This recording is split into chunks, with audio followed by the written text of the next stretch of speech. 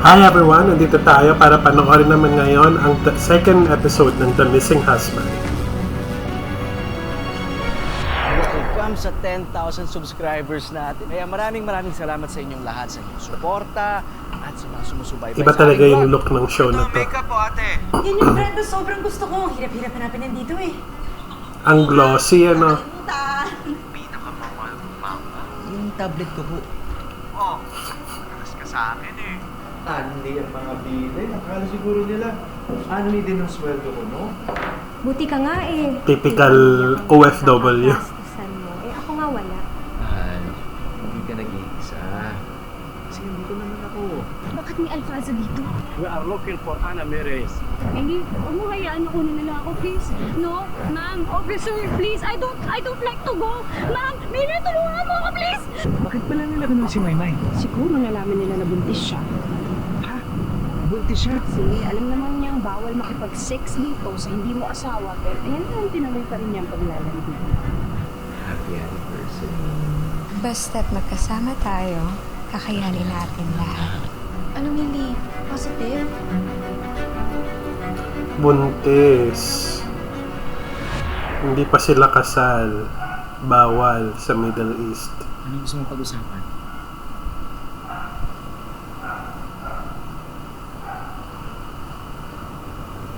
Anton, buntis ako.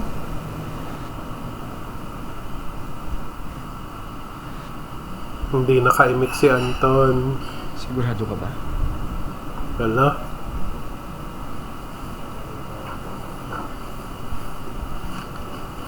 Nagpus ako kasi. Hindi ready si Anton kasi siya ang bumubuhay sa Sigurado ka pamilya positive? niya. Agos luha o basa yung t-shirt. Talagang buntis ka. Dapat masaya tayo. Oo nga. Kaka-baby tayo. Buntis ka. Magiging pamilya na tayo. Hayaan mo. Gagawa natin to ng paraan. Anong paraan? Ayokong matiport. Ayokong makulong para kay Maymay. Walang madedeport. Walang makukulong. Magagawa natin to ng paraan. Ha? Tayong dalawa. Kasama tayong haharapin ito. Importante lang, wala mo na makakaalam. Ilang buwan pa naman bago makalata ng buntis ka. Basta wala mo na makakaalam. Mahal, dapat masaya tayo. Magkaka-baby na tayo.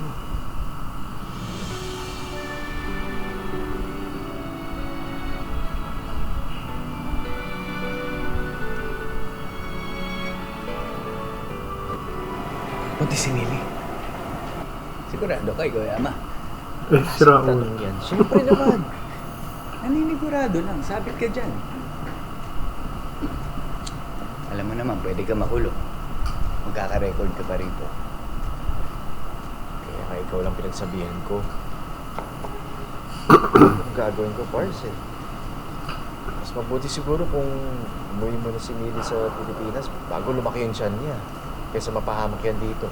Eh, ikaw, Ako lang inaasahan ng pamilya ko, Pars. Yung kinikita ko dito, mas malaki sa kikitain ko sa Pilipinas. Tsaka, kailangan ko ng kumayod ngayon. Lalo na buntis si... Sinong buntis? Ay, Diyos ko yung kontrabida. Yung bellboy natin. Yung asawa niya, buntis kasi. Kaya, kailangan na pumayod, di ba? Hinahanapan ko ng racket.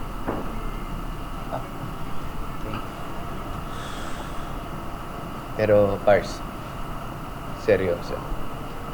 Meron akong alam na solusyon para dyan sa problema.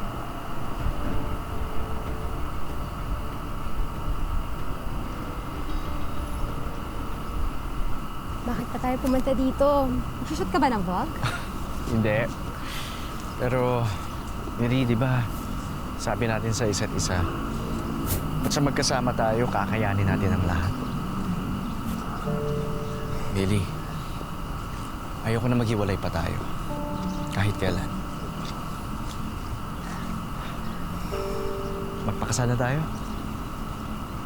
Tama. Magpakasal na tayo agad sa embassy bago lumaki ang tiyan mo. Oo naman. Sabi ni Brenda, meron siyang contact doon.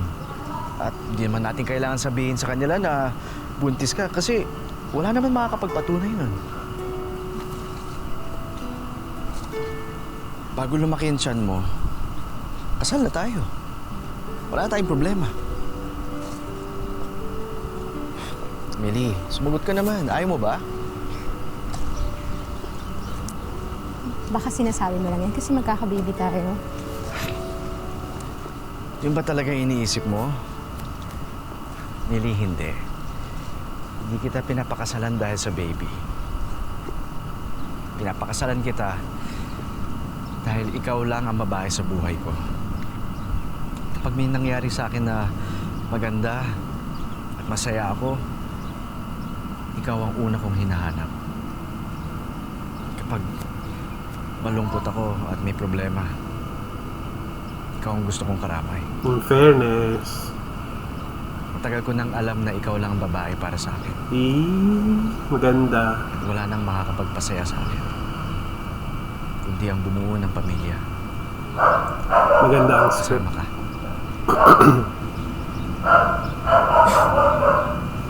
Ano ba naman ang makakahingi yan? Talagang inisip mo yan, ha?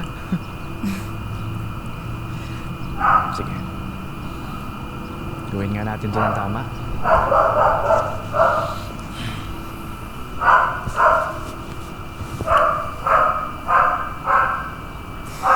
Millicent, will you marry me?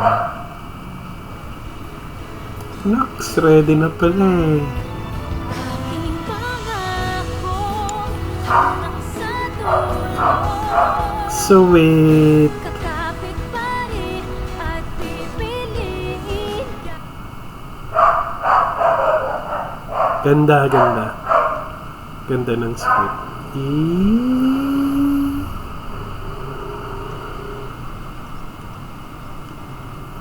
Ganda. Ay, hala. Sigurado ka bang hindi pa kayo nagtapon? Oo nga, mamayang gabi pa yung koleksyon ng basura. Naku. Ano ba kasing hinahanap mo?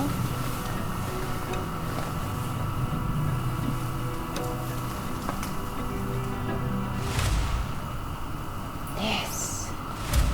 Ang sama talaga ng babae na to. Nakakainis.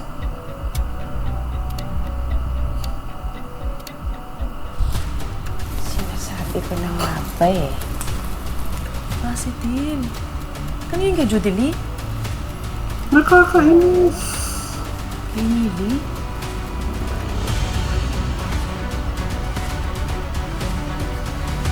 Nakakainis siya. O, ma. Late na dyan, ha? Patawag kayo. Oo. Eh, ito kasing kapatid mo may gustong sabihin sa'yo na hihiya. Oh, sige, sabihin mo na. Kaano ba Nangihingi kailangan ni ng ate? pera. Hello, Anton. Ito kasi si Banong, umutang sa online. Eh, 14 days lang yun, tapos ang laki pa ng interest. Naniningil na sila ngayon eh. Ate naman. Sana sa akin na lang huminram si Kuya Banong. May konting ipon naman ako eh. Hindi ko nga alam ito sa voice ito eh. Pati yung tuition ni Norma, hindi ko alam kung saan ko kukunin. Pati na rin renta sa bahay. Pwede naman kasi kayo magrenta na mas mura. Kaano ba ang kailangan natin? 20K. Ha? 20 mil? Ate, masyado naman malaki yan. Malaki ang gastusin ko dito eh. Pwede bang kalahati mo na yung mapadala ko dyan sa inyo? Kakainis oh, kapatid. Siguro yung ubus ni Millie yung pera mo, no? Ay, Nakita ko dun sa vlog mo na kumain kayo sa mahaling restaurant ng anniversary niyo. Tapos ngayon sasabihin mo sa akin na wala kang pera. ay nakakainis. Ate, siguro naman may karapatan akong gastusin yung kinikita ko kung paano ko gusto. So sinasabi mo na mas gusto mong gastusan yung babae na yan kasi sa sarili mong pamilya. Ay, Leila, nakakapwisit mo. Ito ano ka na? Nakakalimutan na ata ni Anton ng obligasyon niya sa pamilya natin. Ay! Babae? Hindi ko babae si Millie. Magiging pamilya ko si Millie. Magpapakasal kami. Ano? Anton? Anton, totoo ba yan? Magpapakasal ka? Nabuntis mo, no? Hindi naman yun ang dahilan, pero... Ay, kakainis to ang pamilya. Oo, buntis siya.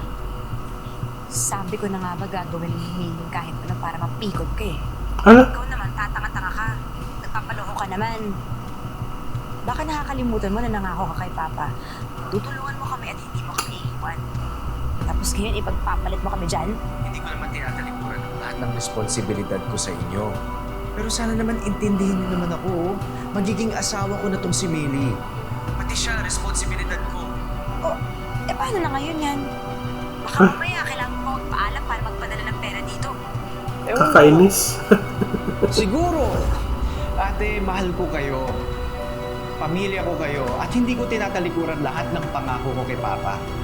Pero siguro naman, oras na rin para tumayo kayo ng asawa mo Oo sa nga. sarili ninyong mga paa. Tama. Buti nga, tama yan. Kakainis. Narinig mo yun? Narinig mo kung paano ako binasos ng pinakamamahal mong bunso? At siya pa talagang masyado ka kasing binastos. high blood.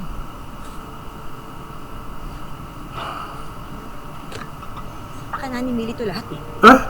Gusto niya, suluhin niya lahat ng kita ni Anton. Ngayon pa lang ganyan na siya. Nakaka-high Paano blood pa kaya kung kasal na sila? Kailangan mo sila pigilan. Mahal siya ng kapatid mo, magkakaanak na sila, tanggapin na lang natin, ha? Oo nga, buti pa yung nanay. Leila. Isa ka pa eh. Ikaw may kasalanan nito eh. Daming kontrabida dito. Ay! Engage ka na! I'm so happy for you! Finally, hindi na kayo maghihiwalay ni Anton and you will live happily ever after forever and ever! Ano ko, huwag muna. Hanggat hindi pa natutuloy, ha? Breakfast. Hoy, Susan, anong ginagawa ng malditang Riyang yung kagabi? Ha? Nagpunta si Ria dito? Oo, inabutan ko nga sila nitong si Susan. Ano daw bang kailangan niya? Sabihin mo na, umamin ka na.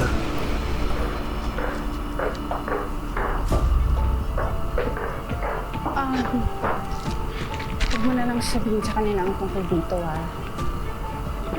Kakaintindihan ba tayo? Ay, nakakainis.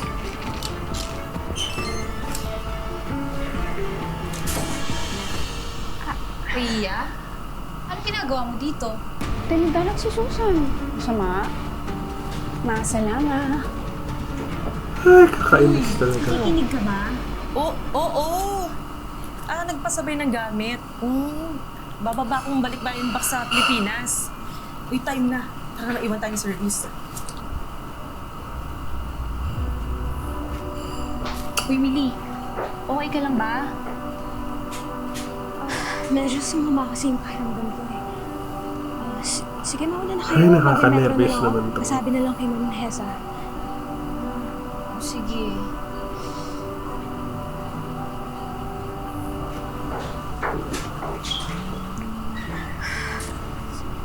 I know that you are a good Muslim, Madam, which is why I need to make this report. It is about your employee, Millicent Carmona.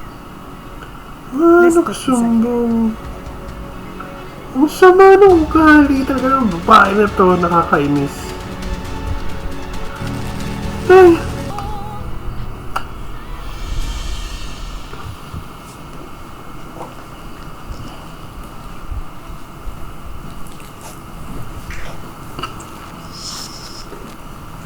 Naku, dalian mo.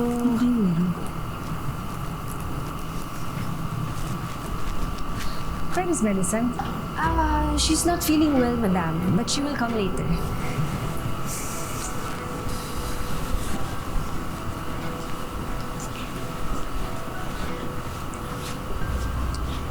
Hala, Hindi kaya nalaman nila na buntis si Millie.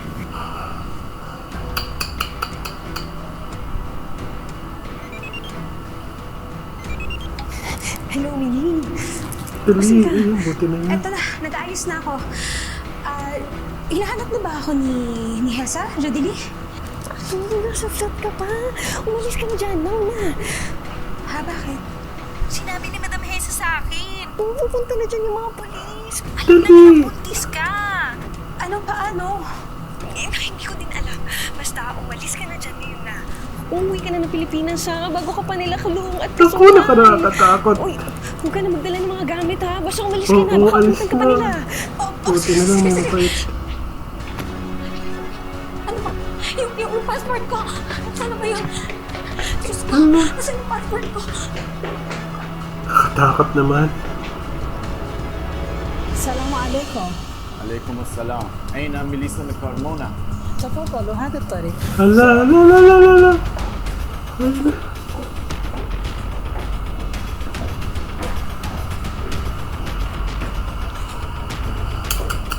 Si Alduna. Siguro na made-deport na naman.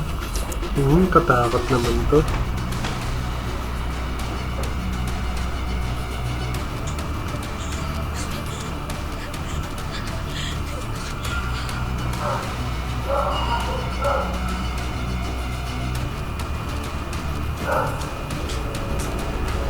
Hi, Alfonso. CID. ميليسا كارمونا. Open the door. Naku, siya na siya dadaanan. Open the door.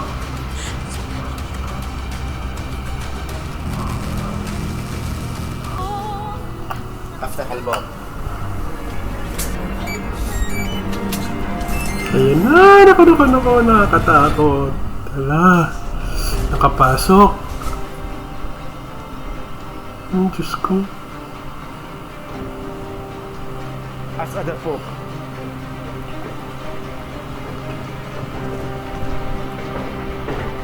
ميليسا كارمونا. Takbo na! Dali! Ah, dali!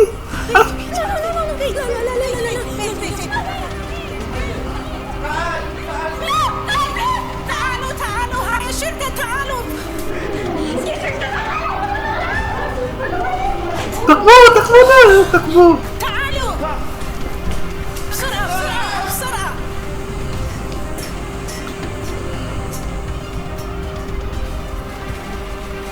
Ay, nakakatakot pala ang camera dyan. Oo, breakdown ko ngayon. Kaya nandiyan mo nakapagsabi. Kabayan! Excuse me! Kabayan naman.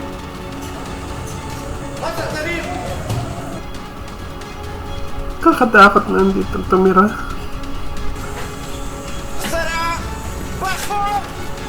Ang salbahe.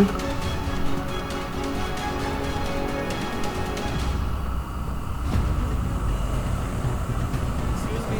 Do you know one Filipino running? There, she went that way. Kabayan, wala na sila. Ay, buti na lang may mabait na Pilipino. Maraming salamat, Kabayan. Doon ka pumunta. Nakakatawa naman.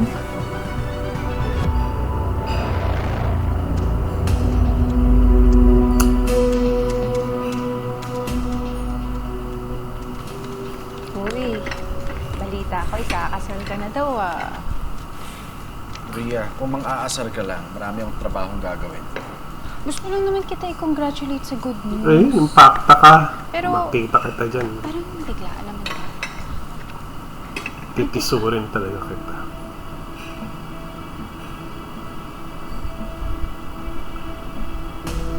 Kaya mo talaga itanong yan? Bakit? Masama ka magtanong. Ikaw na, asin mo naman. Dapat ka na, bahala ka na nga dun. Best wishes na lang sa inyo ni Millie, Wish ko, sana matupad yung kasal ninyo. Ano naman hindi matutuloy?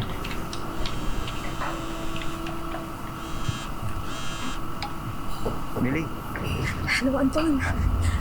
Anton, may mga polis na pumunta dun sa bahay. ano nangyari? May nagsumbong yata. Hala. Hindi ko alam ang gagawin ko. Buti lang nakatakas ako. Ganito, ihahanap kita ng ticket, ha? Magpapatulong ako kay Brenda. Nasa ka ngayon? Nandito ako sa Sukwa Cave. Sasend ko sa yung location ko, ha? Sige, hintayin mo ako. Pupuntahan kita dyan. Sige.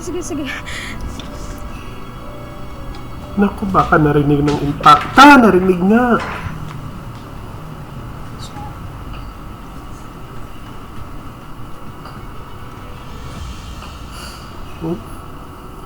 Sarap tusukin sa mata.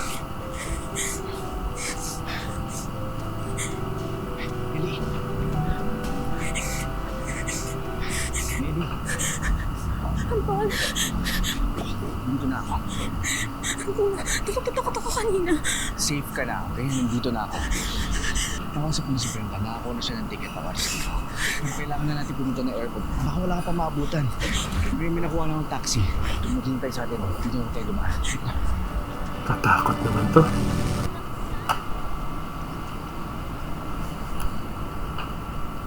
Ito, papunta na Naku, daw si Brenda. baka hinahanap sila sa airport. Anton, may mga polis. Relax. Okay tayo.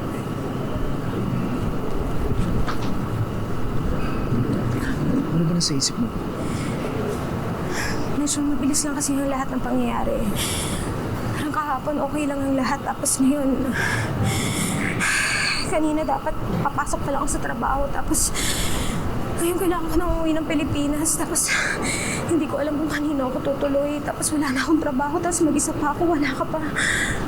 Gusto mo tawagan ko si Mama? Doon ka muna sa amin. I'm sure maintindihan nila. Hindi, huwag ka tutuloy doon. Mamaya puso yung ate mo. Sigla na lang ako tutuloy. Mahal, huwag ka na mag-alala. Ako nang bahala sa lahat. Huwag ka doon tumira. Susuportahan kita at ang baby natin. Anong pamilya mo? Ikaw ang pamilya ko. Oh. Ikaw at ang baby natin.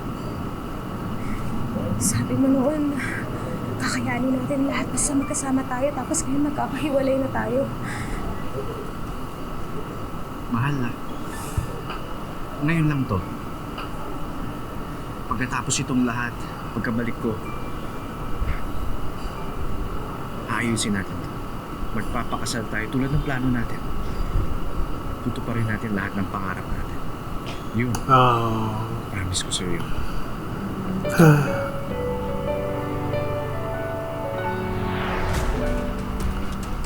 Hirap nun. LDR. Alam mo, ang dami kong kaibigan na Impacta nahiwalay ka talaga. Basta kung kailangan mo ng kaibigan, na makakausap, nandito lang ako para sa'yo. Kung hindi lang talaga ako nabuntis, hindi mangyayari lahat ng to. Diyan ho muna siya hanggang sa makapanganak siya. Yung ate mo, hindi yun matutuwa. Lily? Pabigat ka talaga! Ate! Hala! Pabigat! Ang sama. Ay, nakaka-stress. Pero overall, ang ganda nung show kasi may involve ka talaga. Nakakabwisit yung mga pamilya. Kahapon ang main issue is pinakita yung buhay ng mga OFW abroad, kanyan. Sa mga kaibigan. Pero this week, today, this episode, for this pilot week, ang pinakita naman is yung mas closer to home, sa yung kanilang mga problema within the family na. So, mukhang mas kaabang-abang kasi parang maraming bagong pinakita yung show na to. Kaya bukas, panoorin uli natin ang third episode ng The Missing Husband. Yun lang. Again, don't forget to subscribe to my YouTube channel. Yan po, Panorth TV, para mas dumami ang nakakapanood ng ating vlog. Yun lang po, maraming salamat. Bye!